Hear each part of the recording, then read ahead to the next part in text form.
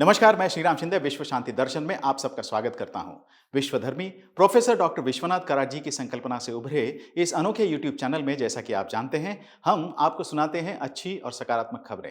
आइए शुरू करते हैं आज की सुर्खियों के साथ। स्कॉटलैंड लाएगा जंगलों को वापस। खरपतवार से बने हाथी, तेज गति रेल का व्यावसायिक डिब्बा, एक नया विद्युत ड्रोन, वाराणसी में हॉट एयर बलून फेस्टिवल। नष्ट हुए जंगलों के साथ साथ पूरे प्राकृतिक आवासों को वापस लाने की योजना है स्कॉटलैंड की। सुनते हैं ये खबर विस्तार से। 22 पर्यावरण संगठनों का एक गठबंधन स्कॉटलैंड को दुनिया का पहला रिवाइल्डिंग राष्ट्र बनाना चाहता है।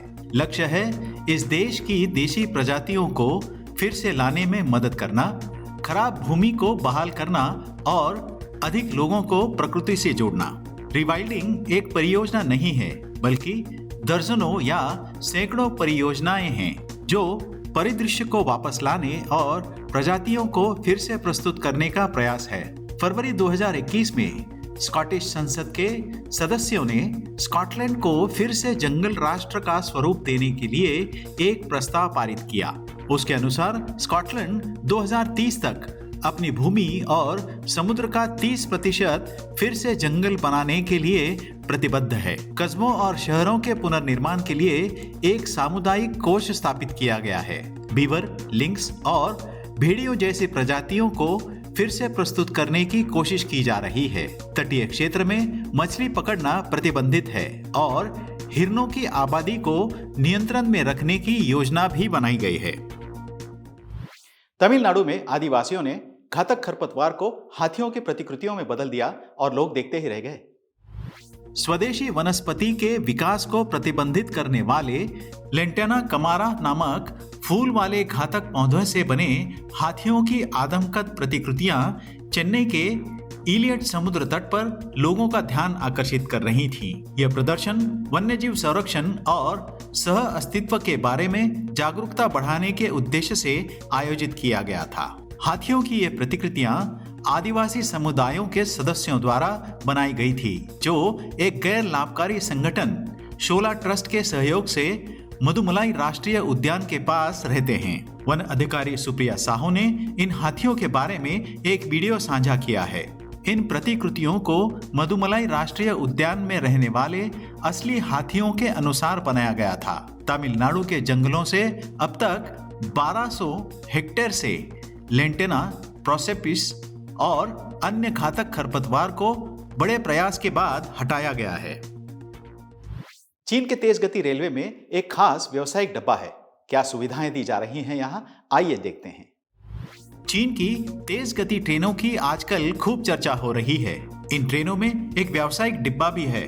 बिजनेस क्लास की सीटें थोड़ी अलग हैं। यह डिब्बा आमतौर पर ट्रेन के आगे या पीछे के हिस्से में लगाया जाता है और शांत वातावरण प्रदान करने के लिए स्वचालित दरवाजों द्वारा अन्य डिब्बों से अलग किया जाता है।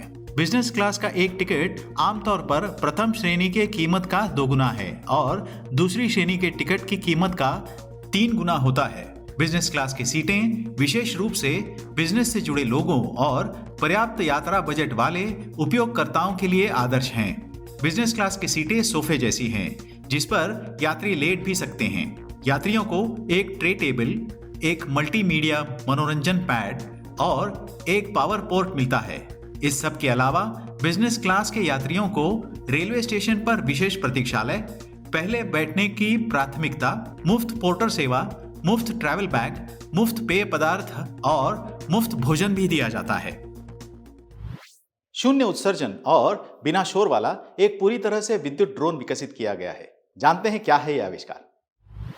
व्यवहारिक रूप से अनिर्धारित और खोज तथा बचाव जैसे सैन्य अभियानों तक कई तरह के अनुप्रयोगों में काम करने वाला एक विद्युत ड्रोन विकसित किया गया है। यह शून्य उत्सर्जन करता है और इसका कोई शोर भी नहीं होता। यह प्रणाली आयन प्रणोदन पर चलती है। पिछले महीने फ्लोरिडा स्थित तकनीकी स्टार्टअप अनडिफाइंड टेक्नोलॉजी ने साइलेंट वेंट्स नामक इस ड्रोन का अनावरण किया है। यह उत्पादन धरती पर उन क्षेत्रों के लिए आदर्श है जहां आवासीय, औद्योगिक और वाणिज्यिक क्षेत्रों में स्वीकार्य शोर का स्तर 50 से 70 डेसिबल तक सीमित है। वाराणसी में हुआ हॉट एयर बलून फेस्टिवल, कई देशों के लोगों ने लिया हिस्सा। बाबा विश्वनाथ की नगरी काशी में आए दिन विविध प्रकार के उत्सव का आयोजन होता है जो पर्यटकों को आकर्षित करते हैं। इसी श्रृंखला में हाल ही में एक भव्य हॉट एयर बलून फेस्टिवल का आयोजन यहाँ किया गया था। काशी वासियों ने गंगा की लहरों का आसमान से दीदार किया। वाराणसी में आयोजित इस महोत्सव में रंग बिरंगी बैलून उड़ान भरते हुए दिखाई दिए। पहले दिन एक बलून ने 1500 फीट की ऊंचाई तक उड़ान भरी। जैसे ही ये बलून आसमान में नजर आए, काशी में रोमांच नजर आया। हॉट एयर बलून गर्म हवा के साथ हवा की दिशा के मुताबिक उड़ते हैं। बैलून में सेफ्टी गियर भी मौजूद होता है और यह हवा की सैर कराता है। इससे पहले भी देव दीपावली के दरमियान काशी में हॉट एयर बलून नजर आए थे। ये तो सभी जानते हैं कि नींद की सही मात्रा और गुणवत्ता बेहतर सेहत के लिए आवश्यक है, लेकिन नींद की इष्टतम मात्रा मतलब योग्य अवधि कितनी है, आइए जानते हैं जाते जाते। हाल ही में किए गए एक अध्ययन में एक प्रमुख खोज यह थी कि प्रति रात 7 घंटे की नींद इष्टतम होती है। इससे कम या ज्यादा नींद होने से मानसिक स्वास्थ्य का लाभ कम हो जाता है। ये पाया गया है कि जो लोग इस मात्रा में सोते हैं वे इससे कम या अधिक सोने वालों की तुलना में संज्ञात्मक परीक्षणों पर बेहतर प्रदर्शन करते हैं। डिमेंशिया से बचाव के लिए 7 घंटे की नींद इष्टतम है। अध्ययन से पता चलता है कि पर्याप्त नींद लेने से याददाश्त की रक्षा करके डिमेंशिया के लक्षणों को कम करने में भी मदद मिलती है।